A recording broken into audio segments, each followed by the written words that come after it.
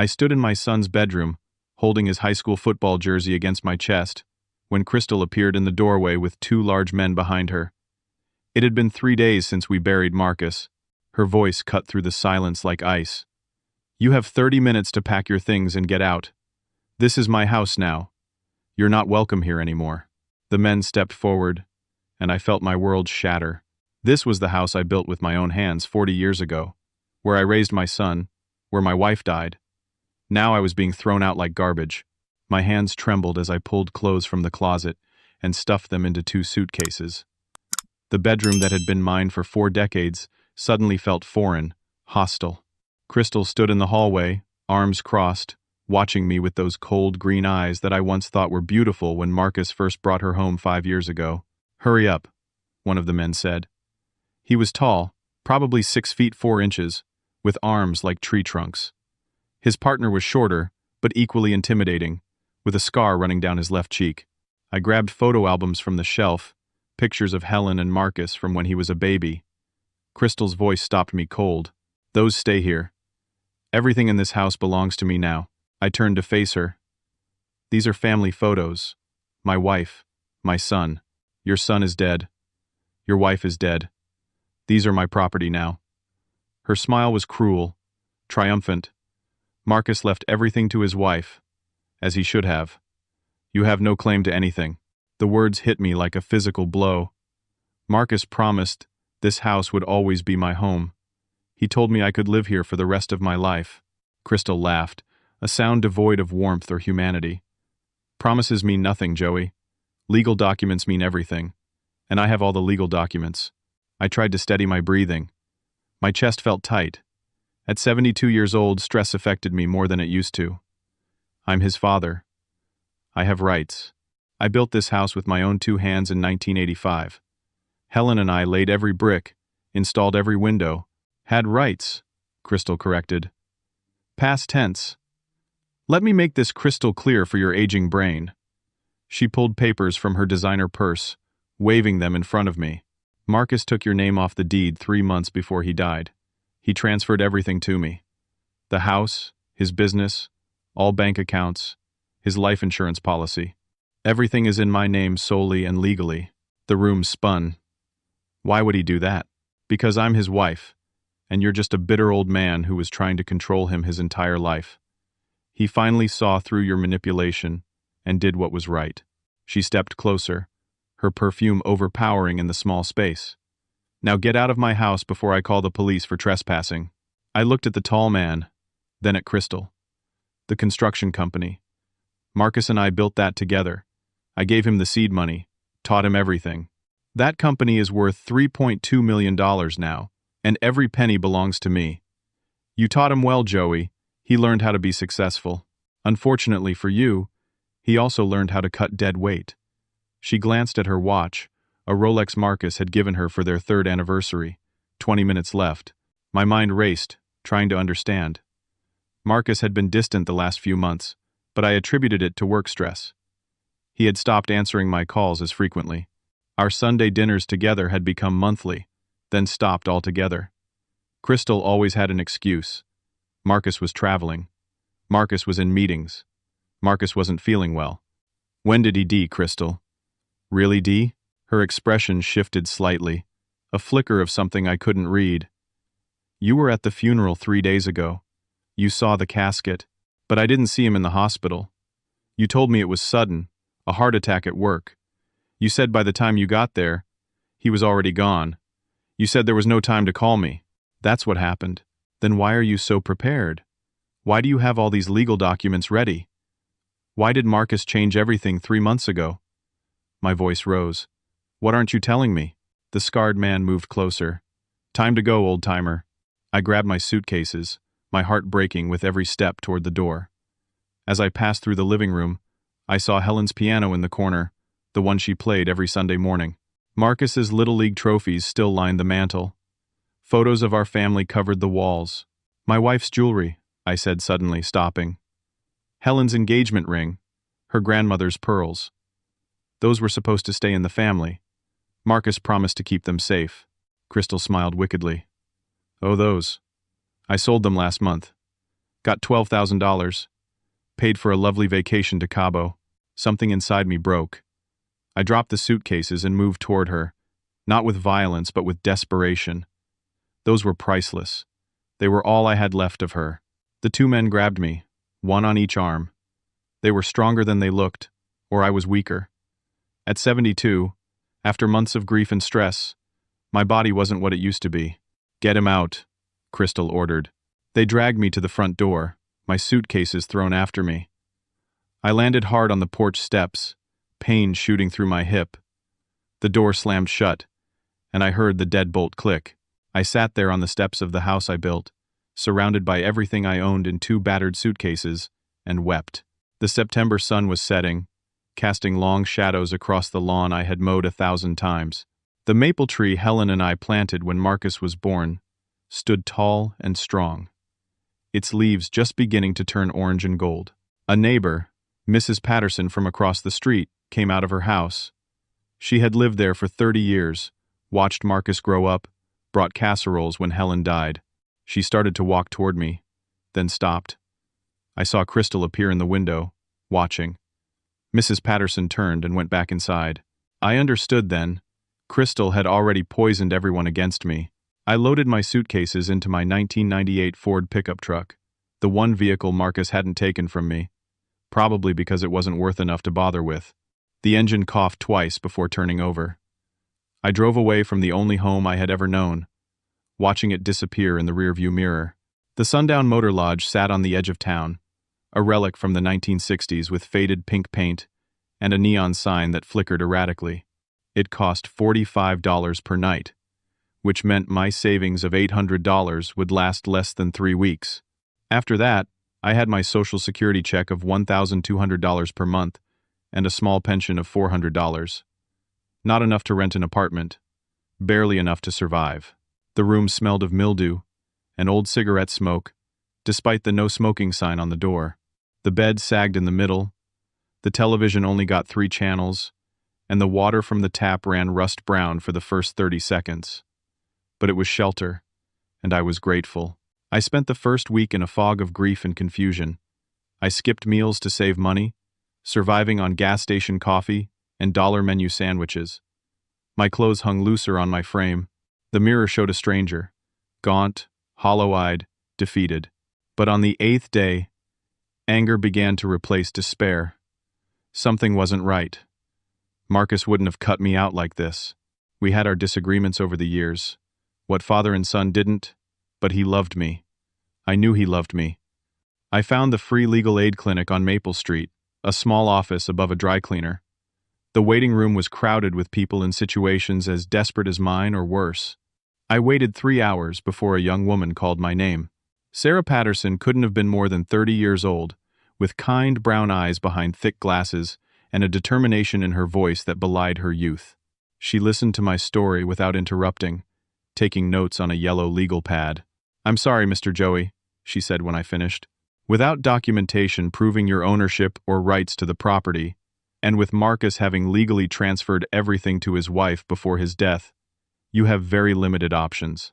But I'm his father. That doesn't automatically grant you inheritance rights. If he left a will designating Crystal as sole beneficiary, and if all assets were already in her name, legally you have no claim. It can't be that simple. It rarely is. But the law is clear." She studied her notes. "You said Marcus died of a heart attack at 38 years old. Did he have a history of heart problems?" "Not that I know of. He was healthy, played basketball every weekend, ran 5 miles every morning, and Crystal refused to let you see him before he died?" She said it was too sudden, that he was gone, before anyone could do anything. Sarah tapped her pen against the pad. "Did you see the death certificate?" I realized I hadn't. "No. Crystal handled all the funeral arrangements. She said I was too distraught. Get a copy of the death certificate from the county clerk. It's public record. See what it says. And Mr. Joey?" She handed me her card. "If something feels wrong, it usually is. Trust your instincts." I left her office with a sliver of hope. The county clerk's office was downtown, a 20-minute drive. The woman at the counter was efficient and disinterested, handing me a certified copy for $15. I sat in my truck in the parking lot and read it. Cause of death: acute myocardial infarction. Heart attack. Time of death: 2:14 in the morning. Location: home. 2:14 in the morning. At home. Not at work like Crystal said. Why had she lied about where he died? I drove to First National Bank, where Marcus had kept his accounts for 15 years. The bank manager, Douglas Shepard, had gone to high school with Marcus. He recognized me immediately. "Joey, I'm so sorry about Marcus." We were all shocked. "Douglas, I need your help." Marcus kept a safety deposit box here. "I was listed as a co-accessor years ago. I need to check if I still have access." Douglas looked uncomfortable but checked his computer. "You're still listed. But Joey, I should tell you something. Crystal came in 4 months ago with Marcus. They cleaned out the box and closed it." My heart sank. "What was in it?" "I'm not supposed to say, but given the circumstances, and the fact that you're Marcus's father," he lowered his voice. "Important documents. Property deeds, birth certificates, your wife's will, everything you'd keep in a safety deposit box.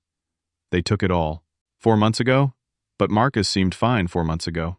Douglas shifted uncomfortably. "Joey, I shouldn't say this, but you deserve to know. Marcus wasn't fine. He was sick. Really sick." The world tilted. "What do you mean sick?" "I saw him in the parking lot one day, about 6 months ago. He looked terrible. Lost weight, pale, shaky. I asked if he was okay. He said he was fighting something, but would beat it. He made me promise not to tell anyone. Especially not you." "Why especially not me?"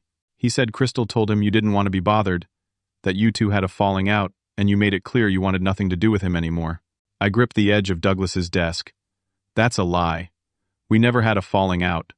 I called him every week. I left messages." He stopped answering. Douglas's face reflected growing understanding and horror. "Oh God. Joey, I think Crystal was keeping you apart. Where's his doctor? Who was treating him?" "Dr. Gerald Thompson. His office is on Oak Street." I drove there immediately, bursting into the waiting room like a madman. The receptionist tried to stop me, but I pushed past her. "Doctor." Thompson emerged from his office, a dignified man in his 60s, with gray hair and wire-rimmed spectacles. "Mr. Joey, you can't just barge in here. My son, Marcus. You treated him. Tell me what happened." Dr. Thompson's expression shifted from annoyance to sympathy. "Perhaps we should talk in my office." I collapsed into the chair across from his desk, my entire body shaking. Dr. Thompson closed the door and sat down heavily. Marcus had pancreatic cancer. Stage 4. He was diagnosed 8 months ago. The room spun. 8 months? Why didn't anyone tell me? He asked about you multiple times. He wanted you there. But Crystal told him you didn't want to see him, that you two had a terrible argument, and you'd said some unforgivable things. She showed him text messages supposedly from you, saying you wanted nothing to do with him. I never sent any messages like that. I never said anything like that. Marcus was heavily medicated toward the end. The pain was severe. Crystal controlled all visitation. She said she was protecting him from stress. Dr. Thompson removed his glasses, rubbing his eyes. I had concerns. I tried to contact you once, but the number I had was disconnected. I've had the same number for 20 years. Then she gave me the wrong number deliberately. He leaned forward. "Mr. Joey, your son died believing you had abandoned him. His last words were asking why his dad hated him." I couldn't breathe. The pain in my chest was physical, crushing. My son had died thinking I didn't love him, that I had abandoned him in his darkest hour. Crystal had orchestrated it all. I lived in my truck for 3 days after running out of money for the motel. I parked behind an abandoned warehouse, using the gym at the community center to shower. My reflection shocked me. I had aged a decade in 2 weeks. My eyes were sunken, my cheeks hollow, my hands shook constantly, but I refused to give up. Marcus had died believing a lie. I owed it to him, and to Helen, to expose Crystal for what she was. Frank Delaney, Marcus's business partner, agreed to meet me at a diner on the outskirts of town. Frank was a bear of a man, 50 years old, with calloused hands and an honest face. He had worked with Marcus for 12 years, building the construction company from a small operation into a $3 million enterprise. "Joey, you look terrible," Frank said, sliding into the booth across from me. "I need your help, Frank. Tell me the truth about Marcus and Crystal." Frank sighed, ordering coffee for both of us. Marcus changed after he married her. She was smart about it, subtle. First, she convinced him to stop going to poker nights with the guys, said it was beneath him. Then she started criticizing his friends, saying they were holding him back. She wanted him to cut ties with everyone from his past, including you. He fought it at first, like hell. Marcus loved you. He'd tell Crystal no, say you were his dad and that was final. But she wore him down. She was relentless. Frank stirred sugar into his coffee. Then about a year ago, she started really pushing to get you removed from everything. The business, the house, all of it. She said you were getting old, that you might develop dementia and cause legal problems. She convinced Marcus it was about protecting the family assets. The business was worth $3 million? 3.2. Last valuation. Marcus wanted to leave half to you. He told me that himself. But Crystal fought it constantly. She'd bring it up every single day, wearing him down. When he got sick, she really ramped it up. Told him he had to think about her future, about protecting his wife. She knew he was dying, and used it to manipulate him. I believe so, yes. Frank pulled papers from his briefcase. I made copies of some business documents, irregularities in the accounts, money transferred out to offshore accounts. I think Crystal was embezzling, but I need an accountant to verify. Hope flared in my chest. This could prove she was defrauding him. Maybe. But Joey, be careful. Crystal is dangerous. She has connections. Her uncle is Judge Harold Brennan. Her cousin is Police Chief Lawrence Brennan. The Brennan family practically runs this county. I took the documents, my hands shaking with a mixture of hope and rage. Finally, I had something concrete, something that could expose Crystal's true nature. That hope lasted exactly 6 hours. I was sitting in my truck behind the warehouse, reviewing Frank's documents, when police cars surrounded me. 4 officers, lights flashing, guns drawn. "Step out of the vehicle. Hands where we can see them." I complied, confused and terrified. They threw me against the truck, handcuffing me roughly. "Joey Coleman, you're under arrest for criminal trespassing, harassment, and making terroristic threats against Mrs. Crystal Coleman." "What? I haven't done anything." They drove me to the station. Police Chief Lawrence Brennan, Crystal's cousin, personally oversaw my booking. He was a hard-faced man in his 50s, with cold blue eyes identical to Crystal's. "You've been warned to stay away from Mrs. Coleman. She has a restraining order against you." I didn't know about any restraining order. Ignorance isn't a defense. He shoved papers in front of me. Text messages you sent her, threatening her life. Witness statements from neighbors who saw you outside her house at 3 a.m, trying doors and windows. A recording of you shouting that you'd make her pay for what she did. I stared at the evidence in disbelief. The text messages weren't from my phone. The neighbors were lying or had been paid off. The recording was edited, taken from when I had confronted Crystal outside the house days ago, demanding to know why she kept me from my dying son. "This is all fake. She's framing me." "That's what they all say." Chief Brennan smiled, and I saw Crystal in that smile. "Bond is set at $50,000. Can you afford that, Joey?" I couldn't. I was held in county jail for 2 days, until Sarah Patterson appeared. She looked angry and determined. "I posted your bond using my own money," she said. 10%, $5,000. You'll pay me back someday." "Sarah, you can't afford that. Consider it an investment in justice." "But Joey, there's more bad news." She showed me papers. "Crystal has filed a civil lawsuit against you for defamation and emotional distress. She's seeking $500,000 in damages." My legs nearly gave out.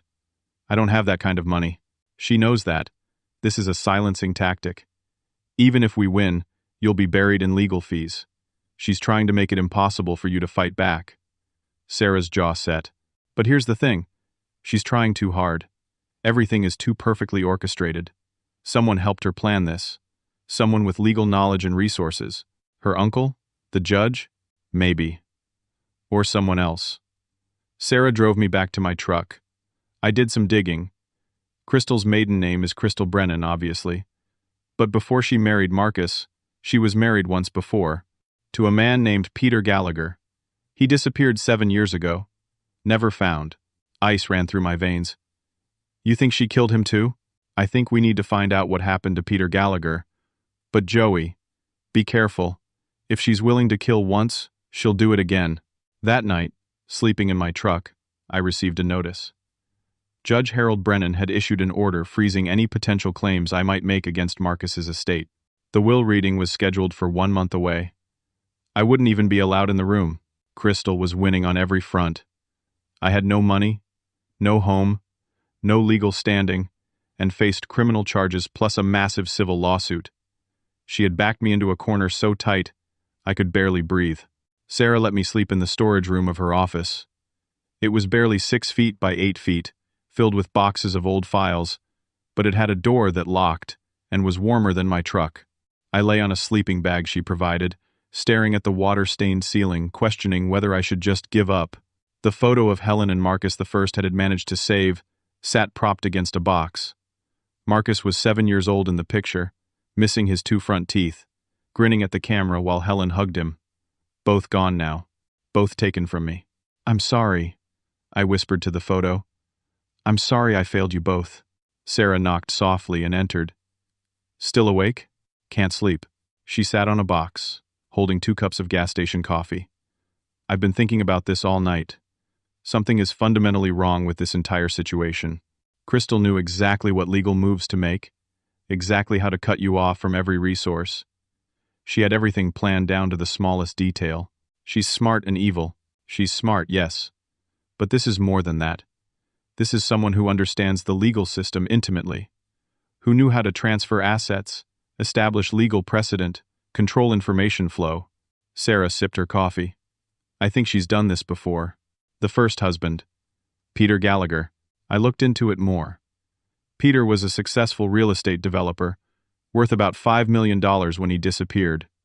Crystal was his wife for 3 years. 2 months after he vanished, she had him declared legally dead and inherited everything. How is that possible? Don't you have to wait years? Normally, yes. But there were special circumstances. Evidence suggesting suicide. A note. Witnesses who said he was depressed. All very convenient. She killed him and made it look like suicide. I can't prove that. But I found something else. Peter had a best friend, a man named Travis Coleman. Not related to you, different Coleman. He lives in Oregon now. I called him. My heart leapt. What did he say? That's the thing. He didn't know Peter had a wife when he disappeared. Peter never mentioned getting married. In fact, Travis said Peter called him 2 weeks before he vanished. Said he'd made a terrible mistake and needed help getting out of a dangerous situation. Did he say what the situation was? No. Peter died, disappeared, whatever happened, before he could explain. But Travis said something interesting. Peter told him that if anything happened, if he couldn't be reached, to open a package Peter had mailed him. Did he open it? No. Because Crystal contacted Travis after Peter disappeared and told him Peter had died and that she was handling everything. She asked if Peter had sent him anything. Travis said no because he was scared. He never opened the package. Where's the package now? Sitting in Travis's attic in Portland for the last 7 years. Hope surged through me. We need to get it. I already called him. He's opening it tonight and sending me photos. Sarah stood. Joey, I think Marcus might have done the same thing. Think about it. If he realized what Crystal was, if he discovered who she really was, he might have taken precautions. He told Dr. Thompson he'd beat the cancer.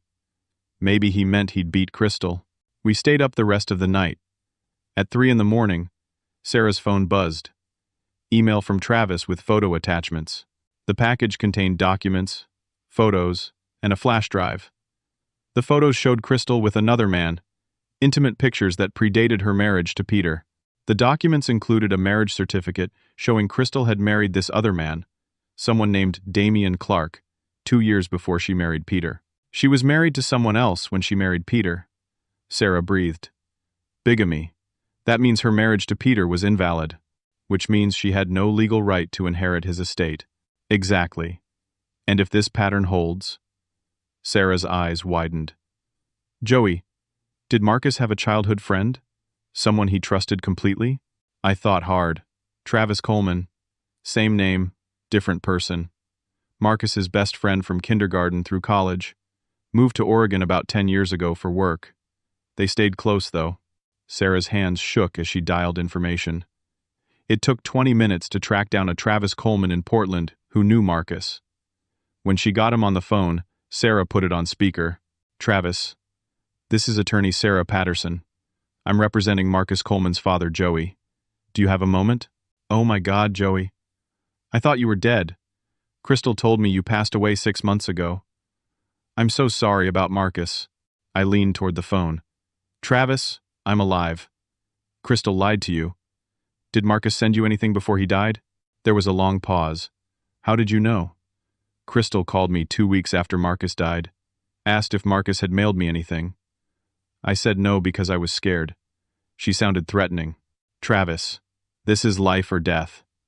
What did Marcus send you? A package with instructions to open it only if anything happened to him and you couldn't be reached. I didn't open it because Crystal said you were dead. I thought Marcus was just being paranoid before he died. Open it now, please. We'll wait. We listened to sounds of Travis moving through his house, boxes being moved, tape being cut. Then silence. Oh my God, Travis whispered. There's a flash drive and a letter. The letter says, Joey, you need to hear this. Travis read Marcus's words, and I wept. Dad, if you're reading this, I'm gone and Crystal has tried to take everything from you. I'm so sorry. I was sick and weak, and she manipulated me. By the time I realized what she was, I was too far gone. But I fought back in the only way I could. The flash drive has everything you need. Proof that Crystal was married to someone named Damian Clark before she married me. Proof she never divorced him. Evidence she was drugging me with something that made me confused and compliant. Financial records showing she embezzled over $800,000 from the business, and communications between her and Damian planning my death.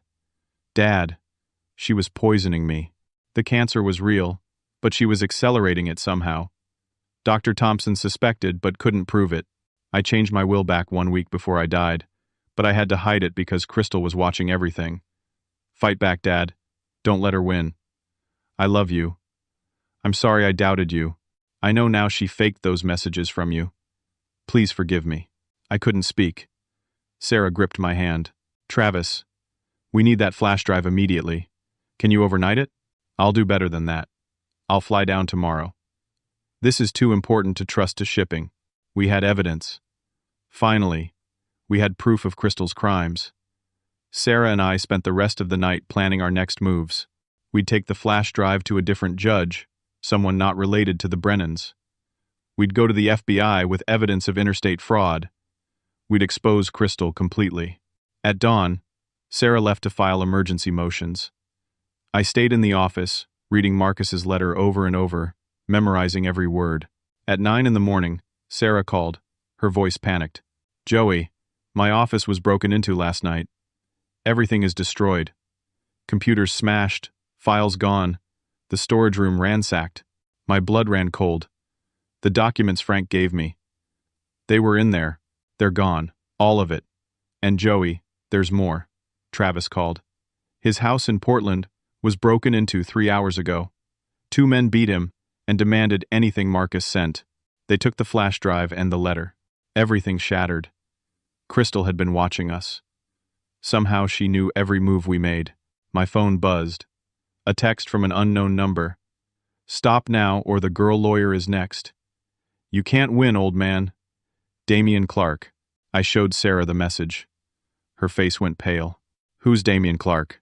Crystal's real husband. The man in Marcus's evidence. They're working together.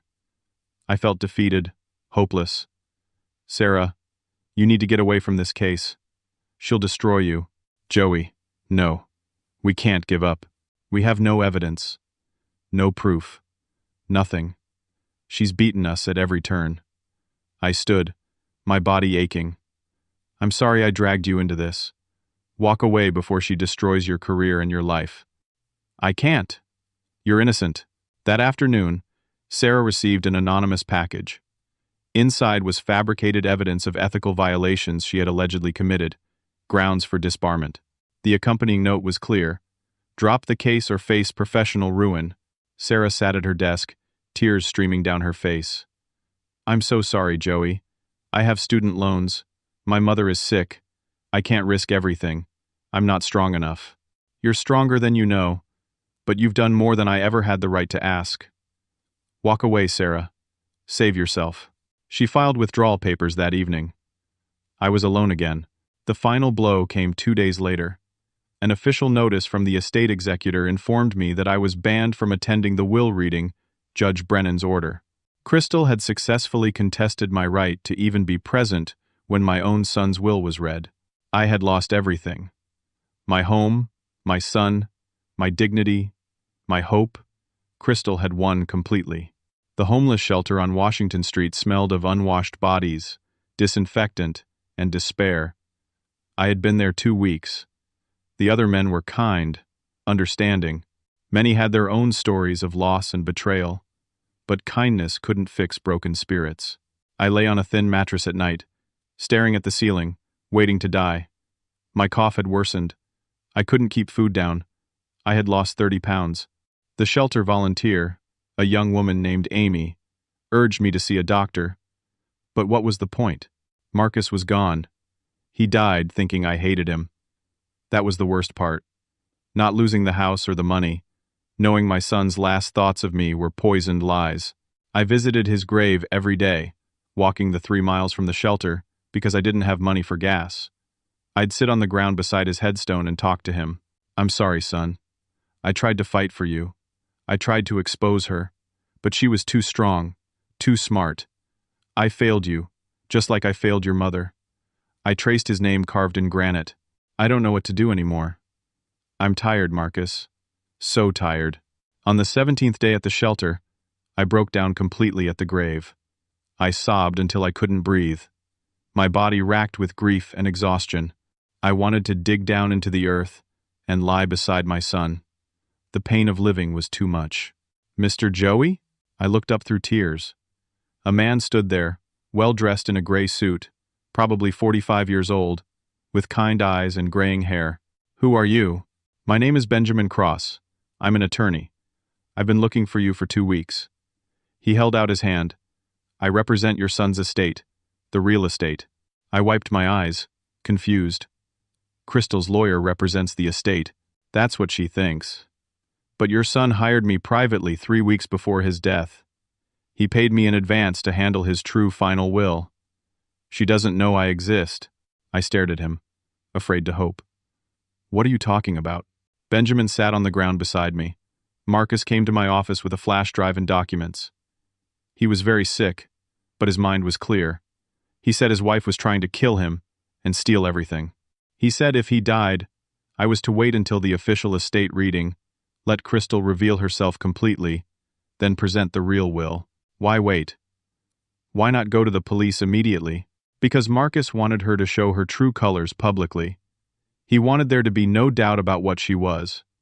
Benjamin pulled papers from his briefcase. He wrote a detailed letter explaining everything. He has video testimony, 3 witnesses to his signing, including a retired judge, medical documentation proving he was of sound mind and not under duress. This will is ironclad. What does it say? I can't disclose the full contents until the official reading, but I can tell you that you are not forgotten, Joey. Your son loved you. He knew Crystal had manipulated him. He was trying to make things right. Tears flowed again, but different tears. Relief, validation, love. The reading is in 1 week, Benjamin continued. But we have problems. Crystal has Judge Brennan in her pocket. She has the police chief as her cousin. She has unlimited resources and no conscience. Even with an ironclad will, she'll fight it for years. She'll bury us in appeals and motions. Then what's the point? The point is truth and justice. But we need to be strategic. Benjamin stood, offering me his hand. First, let's get you out of this shelter. I have a small apartment above my office. You'll stay there. Second, we need to gather more ammunition against Crystal. Marcus gave me copies of everything on that flash drive, plus additional evidence. I've been building a case quietly for 3 weeks. Why didn't you find me sooner? I tried. You've been moving around, and Crystal had people watching for you. I had to be careful not to tip her off. He helped me to my feet. Marcus told me you were a fighter, that you built a successful construction business from nothing, that you never gave up. He needs you to be that man again. Can you do that? I looked at Marcus's grave, then at Benjamin. For my son? I'll do anything. Benjamin smiled. Good, because we're going to need you to do something dangerous, something that could get you killed. But it's the only way to expose Crystal completely. What do you need me to do? We need her to confess. On record. And to do that, we need to make her think she's won so completely that she can't resist gloating. The plan was risky and probably insane. I would place an advertisement in the local newspaper, using my last $60, claiming I knew about Damian Clark and Crystal's crimes, threatening to go to the FBI unless she met with me. She'll either ignore it or come to kill you, Benjamin said bluntly. If she comes, I'll be nearby recording everything. But Joey, she's killed before. She's dangerous. You could die. I'm already dead inside. Might as well make it count. The advertisement ran on Saturday.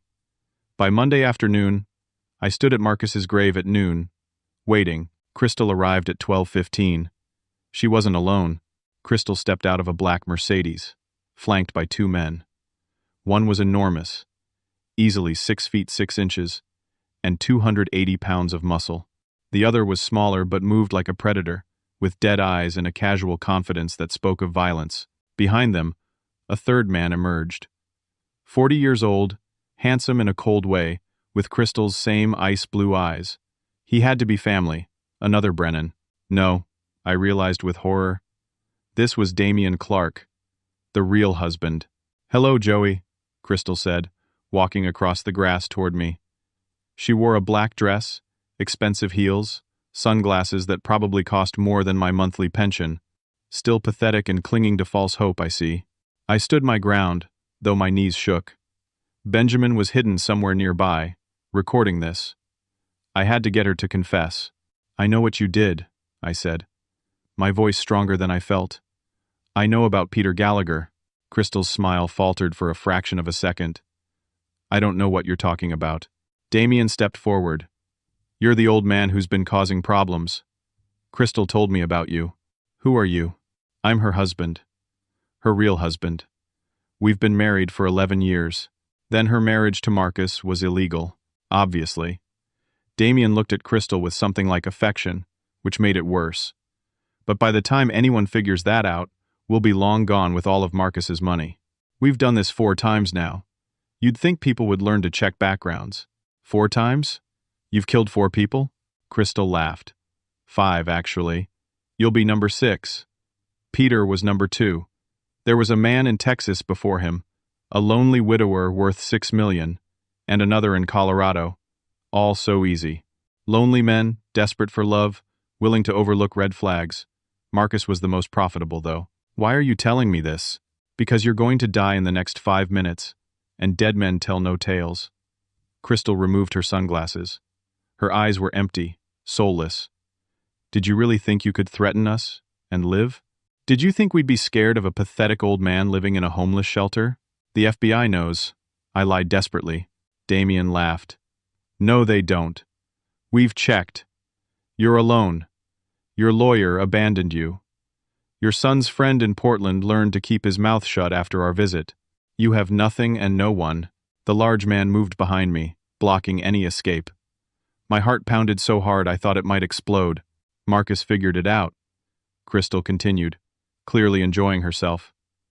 About 3 months before he died, he found evidence of our other marriages. He tried to be clever, hiding documents, making recordings. We found everything. Well, almost everything. That flash drive he sent to Portland was a surprise, but we handled it. You killed him. I accelerated his death, let's say. The cancer was real.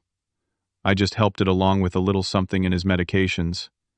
He was going to die anyway. I made it faster and less painful. You should thank me. She stepped closer. He called for you at the end. Kept asking why his daddy abandoned him. It was heartbreaking, really. The drugs made him confused, but he knew he was alone. He died crying for you. Rage gave me strength. I lunged at her, but the big man grabbed me easily, twisting my arms behind my back. Pain shot through my shoulders. Make it look like suicide, Crystal ordered. Grief-stricken father, couldn't live without his son, hanged himself in the cemetery. Very tragic. The smaller man pulled rope from his jacket. This was really happening. They were going to kill me. Wait, I gasped. The lawyer. Benjamin Cross. He has copies of everything. Crystal froze. What lawyer? Marcus hired him. Has all the evidence. You kill me? He goes to the police. Damien pulled out his phone. I'll handle it. What's his address? I gave them Benjamin's office address, praying he had gotten enough on recording, praying I hadn't just gotten him killed too. Then Zirans. Multiple Zirans. Getting closer. Crystal's face went white. What did you do? I didn't do anything. 3 FBI vehicles roared into the cemetery, followed by local police cars. Agents in tactical gear emerged, weapons drawn. FBI, get on the ground, all of you. Crystal's team scattered. The big man released me and ran. The smaller man pulled a gun, but agents tackled him before he could fire. Damien tried to run, but was brought down hard. Crystal stood frozen, her face a mask of rage and disbelief. Special Agent Maria Rodriguez approached me. Mr. Joey, are you all right? How? I don't understand. Travis Coleman in Portland. After the break-in at his house, he was terrified. He contacted us about suspected interstate fraud and murder. We've been investigating Crystal Brennan, also known as Crystal Clark, also known as Crystal Gallagher, for 3 weeks. We've been monitoring her. You heard everything? Every word. We have her confession to 5 murders and conspiracy to commit a 6th. Agent Rodriguez looked at Crystal with disgust. We've been building a case, but we didn't have enough for an arrest warrant until now. Crystal was handcuffed, still in shock. As they led her to a vehicle, she turned and screamed at me. It doesn't matter. The will is legal. Everything is mine. My lawyers will have me out in hours, and you'll still have nothing, old man. I win. I always win. The exertion, the stress, the weeks of malnutrition and sleeping rough hit me all at once. The cemetery spun. My legs gave out. I heard someone calling for an ambulance as darkness closed in. I woke in the hospital 4 days later. Benjamin Cross sat beside my bed. Easy, he said as I tried to sit up. You've been very sick. Pneumonia, severe malnutrition, dehydration. The doctors weren't sure you'd make it.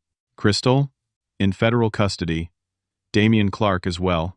They're facing charges in multiple states. Murder, fraud, conspiracy. They're not getting out. He smiled gently. But there's more, Joey. The will reading is today. It was postponed while you were unconscious, but it can't be delayed any longer. I can't go. Judge Brennan bonded me. Judge Brennan has recused himself after the FBI opened an investigation into his connections to Crystal. A different judge reviewed the case and lifted the ban. You can attend. But Joey, you're too weak to leave this bed. I'm going. I pulled out the IV, ignoring the nurse's protests. Help me get dressed. An hour later, wearing borrowed clothes that hung on my skeletal frame, I walked into the law offices of Wilson and Associates. Benjamin supported me on one side, a cane on the other. Crystal was there, released on a $2 million bond, posted by her expensive legal team. She wore an orange jumpsuit with handcuffs. 5 attorneys surrounded her, like a protective wall. When she saw me, her face contorted with hate. You should be dead, she hissed. Disappointed? We sat on opposite sides of the conference room. The executor, a nervous man named Howard Finch, shuffled papers. Crystal's lead attorney, a shark-faced woman named Teresa Grant, glared at Benjamin. This is highly irregular, Teresa said. My client demands we proceed immediately with the reading of Marcus Coleman's will, which clearly and unambiguously leaves everything to his surviving spouse. Howard cleared his throat. There is a complication. Attorney Benjamin Cross has presented a second will, dated 1 week after the will Mrs. Coleman possesses. Crystal leaned forward. That's impossible. Marcus was barely conscious in his final week. He couldn't have signed anything. Benjamin stood calmly. I have video testimony of Marcus signing the will, medical records proving his mental competency, and 3 witnesses, including retired Judge Patricia Morrison, who observed the signing and can testify to his sound mind and lack of duress. Teresa attacked immediately. Judge Morrison is 80 years old and senile. This is a transparent fraud designed to rob my client of her legal inheritance. Judge Morrison is sharp as ever and will testify under oath. Also, I have this. Benjamin produced a document. Proof that your client's marriage to Marcus Coleman was invalid from the start. The room went silent. What are you talking about? Crystal's voice was ice, but I heard fear underneath. Your marriage to Peter Gallagher was never legally dissolved. You committed bigamy when you married Marcus. Therefore, you have no legal claim as his spouse. Teresa grabbed the document, scanning it frantically. This is a photocopy. Inadmissible. Where's the original marriage license? In FBI custody as evidence in 5 murder investigations. But I have certified copies from the county clerk in Nevada, where you married Peter Gallagher 12 years ago. I have his death certificate, showing he was declared legally dead 8 years ago. I have testimony from his sister that you never divorced him. And most importantly, I have evidence that Peter isn't dead at all. His remains were found in a desert grave 3 months ago, and dental records confirm his identity. Crystal's face drained of color. She looked like she might vomit. Furthermore, Benjamin continued, I have evidence that your actual legal name is Crystal Brennan Clark, married to Damian Clark for 11 years. That marriage was never dissolved. Every subsequent marriage you entered was bigamous and therefore void. Teresa tried to recover. Even if the marriage was invalid, community property laws, cohabitation statutes, there are still protections. Not for someone actively engaged in defrauding and murdering their partner. Benjamin placed another document on the table. I also have Marcus's true will, properly witnessed, unambiguously clear. And it tells a very different story than the one Mrs. Clark here would have us believe. Howard looked pale and uncomfortable. Perhaps we should proceed with reading both wills. Read Crystal's first, Benjamin said. I want her to enjoy her moment of triumph before reality sets in. Howard read the will Crystal had convinced Marcus to sign. Everything to his beloved wife, Crystal. The house, the business, the life insurance, all investments and savings. Total value approximately $4 million. Crystal smiled despite the handcuffs. See? It's all mine. Legal and binding. Your little theatrical production doesn't change that. You're right about one thing, Benjamin said quietly.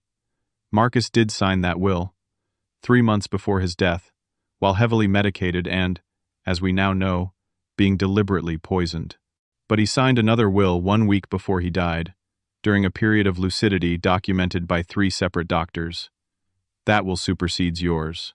He handed the document to Howard. Read it, Crystal demanded. It doesn't matter what it says.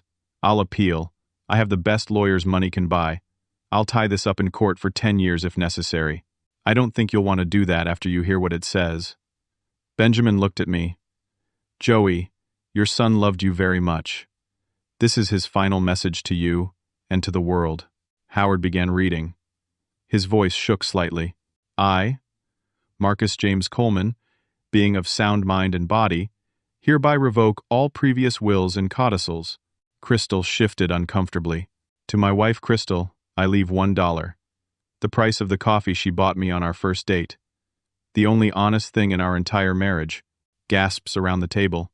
Crystal's lawyers looked shocked. Howard continued. To my father, Joey Coleman, I leave the following. The house at 42 Maple Street to be held in trust for his lifetime, with ownership transferring upon his death to Veterans Housing Alliance, a charity my mother Helen held dear. I couldn't breathe. The house. My home. The Coleman Construction Company, 50% ownership to Joey Coleman, 50% to Frank Delaney, to be run jointly with the mission of continuing affordable housing projects in my name. Life insurance policy, investment accounts, and savings, totaling $3.2 million. 75% to Joey Coleman, 25% to be divided equally among the following charities: Cancer Research Foundation, Veterans Housing Alliance, and the Helen Coleman Memorial Scholarship Fund. All personal belongings, photographs, memorabilia, and my mother's jewelry. To Joey Coleman. Howard paused. There's a personal letter here addressed to your father. Benjamin took the letter and handed it to me. My hands shook as I unfolded it. Dad, I'm so sorry. Crystal poisoned me against you, literally and figuratively. By the time I realized what she was, I was too sick to fight her openly. But I could do this. The house is yours. You'll never be homeless. Take care of Frank and the company. Build homes for people who need them. Make me proud. I love you. I never stopped loving you. Every day I was sick. I wanted you there, but she kept you away. Please forgive me for doubting you. You were the best father anyone could ask for. Thank you for everything. Your son, Marcus. I wept openly, not caring who saw. Benjamin's hand on my shoulder was steady and warm. Howard's voice was almost a whisper now. There is one final item in the will. Crystal had been sitting in stunned silence, but now she leaned forward. Marcus Coleman includes the following statement. To whom it may concern, my wife Crystal has systematically isolated me from my father, embezzled money from my business, and as I now suspect based on toxicology reports hidden in this document, has been poisoning me to accelerate my death from cancer. I include as evidence the following. Financial records showing transfers of $820,000 to offshore accounts in Crystal's name, private investigator reports detailing her previous marriages, and suspected involvement in the disappearance of Peter Gallagher, communications between Crystal and a man named Damian Clark, discussing my death and their plans to split my assets, and medical evidence suggesting non-prescribed substances in my blood work. I am writing this will as my final act of protection for my father, and as my testimony that if I die, it should be investigated as potential murder. The room erupted. Crystal's lawyers talked over each other. Teresa was on her phone immediately. Crystal sat perfectly still, her face blank. Then, slowly, her eyes rolled back, and she collapsed forward onto the table. She's fainted, someone said. Call an ambulance, Howard ordered. I sat there, numb with emotion, relief, grief, vindication, love. Everything hit at once. Benjamin leaned close. Your son saved you, Joey. From beyond the grave, he fought for you and won. 6 months passed like a dream. Crystal was convicted on 3 counts of first-degree murder in separate states, with 2 more trials pending. Damian Clark received 4 consecutive life sentences. The Brennan family's corruption was exposed. Judge Harold Brennan was disbarred and charged with obstruction of justice, and Police Chief Lawrence Brennan was fired and awaiting trial. I stood in the house on Maple Street, my home, where I had lived for 40 years, where Helen and I had built our life, where Marcus had grown from a baby to a man. Crystal's presence had been erased. I spent weeks restoring it, repainting walls, replacing furniture she had changed, making it ours again. Marcus's bedroom was now a memorial. His football jersey hung on the wall beside photos of him at every age. His Little League trophies were back on the shelf. Helen's jewelry box sat on the dresser, containing the pearls and engagement ring I had managed to recover from the pawn shop where Crystal had sold them. Every morning, I woke in my own bed and remembered I was home. The construction company thrived. Frank and I ran it together, focusing on Marcus's dream of affordable housing. We built homes for families who couldn't afford market prices. We hired veterans. We created jobs. Marcus's name was on every project. Marcus Coleman Memorial Builders. Building homes. Building hope. The money Marcus left me was more than I needed. I lived simply, used what I needed, and donated the rest. Cancer research. Veterans housing. Scholarships for kids who couldn't afford college. Helen would have been proud. Sarah Patterson received a bonus of $20,000 from the estate, repayment for the bond she posted, and recognition of her courage. She used it to open her own practice, focusing on helping people who couldn't afford justice. We stayed friends. Benjamin Cross became my attorney and my friend. He refused payment beyond what Marcus had already given him, saying it was the most meaningful case of his career. Travis Coleman in Portland visited twice. We bonded over shared love for Marcus and shared trauma from Crystal's evil. He was healing. So was I. Frank and I visited Marcus's grave every Sunday after church. We'd bring flowers, sit on the grass, and talk about business, about the homes we'd built that week, about the families we'd helped. I'd tell Marcus about his mother, about the old days, about how proud we both were of him. "You saved me, son," I said every visit. "When I had nothing left, when I wanted to die, you reached out from beyond and pulled me back. You gave me purpose again. You gave me home." On the 6-month anniversary of the will reading, I sat at the kitchen table with a cup of coffee, looking at a photo album. Marcus at 5 years old, covered in mud, grinning. Marcus at 10, holding his first big fish. Marcus at 18, in his graduation gown. Marcus at 25, shaking hands with the mayor after his company won a contract to build a community center. My son had lived a good life despite his tragic end. He had been kind, generous, hardworking. He had built things that mattered. He had loved his parents. In the end, even drugged and dying, even manipulated and confused, his love for me had won out over Crystal's poison. That was the lesson I carried now. Love is stronger than evil. It takes longer, it's harder, it requires patience and faith. But love endures when hatred burns itself out. Marcus had every reason to give up. He was dying, in pain, betrayed by the woman he married, isolated from everyone he loved. But he used his last strength to protect me, to set things right, to ensure Crystal couldn't destroy anyone else. That was courage. That was love. That was my son. I had learned something else, too. Giving up is easy. Lying down and accepting defeat is the path of least resistance. But fighting, even when everything seems lost, even when you're living in your truck or a homeless shelter, even when every door slams in your face, that's where character is revealed. I had wanted to die in that cemetery. I was ready to give up completely. But Marcus's voice, echoing through Benjamin Cross and through that final will, gave me strength to take one more step. Then another. Then another. Sometimes the people we love make mistakes. Marcus had made a terrible mistake marrying Crystal. But love finds a way to redeem even our worst errors. Marcus's love for me transcended his mistake. It survived his death. It saved me. I thought about all the people who had helped along the way. Sarah, who risked her career and her savings for a desperate old man. Benjamin, who honored Marcus's trust and fought for justice. Frank, who stood by me and helped rebuild the company. Travis, who kept Marcus's package safe for years. Dr. Thompson, who tried to reach me. Douglas at the bank, who showed compassion. Even the volunteers at the homeless shelter, who treated me with dignity when I had nothing. Family isn't just blood. Family is the people who stand beside you when everything is lost. The people who believe in you when you can't believe in yourself. The people who fight for you when you're too weak to fight. I finished my coffee and stood, looking around the kitchen. This house had seen so much joy and so much pain. Helen's laughter had filled these rooms. Marcus's footsteps had echoed through these halls. Crystal's poison had tried to taint these walls. But love was stronger. Memory was stronger.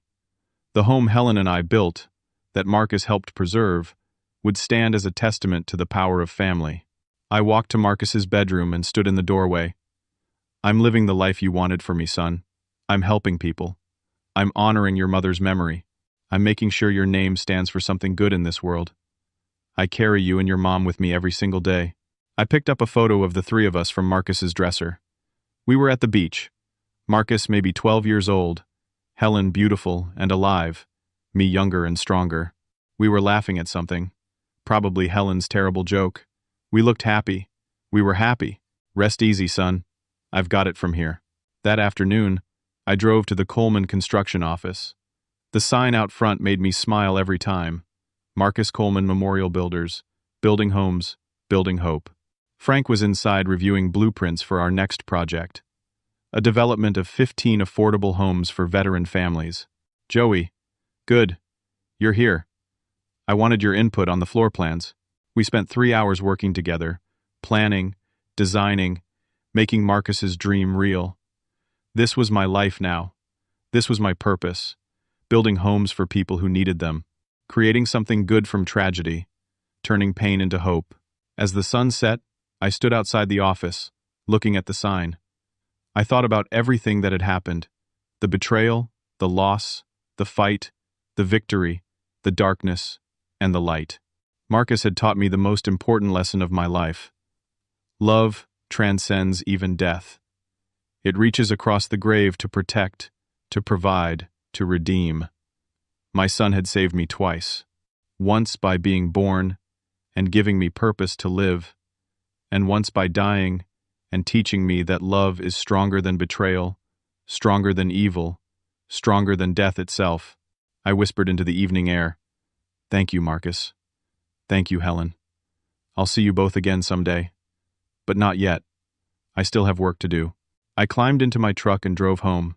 To the house I built, to the life I reclaimed, to the future Marcus had given me. Now, I want to ask you something. Have you ever faced a moment when everything seemed lost? When people you trusted betrayed you? When the world seemed determined to crush you? When giving up felt like the only option? What kept you going?